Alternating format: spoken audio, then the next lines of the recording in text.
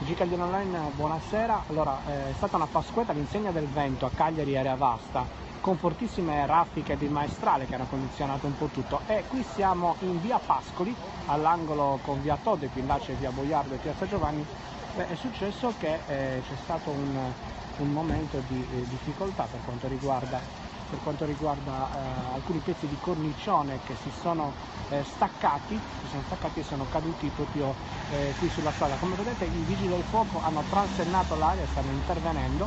Sul posto ci sono anche 2 pattuglie della polizia municipale, sono stati i residenti allarmati a chiamare i soccorsi, e anche la redazione di Gcaglione Online, che come vedete, come sempre, anche nel giorno di Pasquetta è qui a documentare con i suoi video la situazione. Niente di grave comunque, si sta intervenendo, ma attenzione al forte vento e ai danni che può creare soprattutto nelle vecchie abitazioni.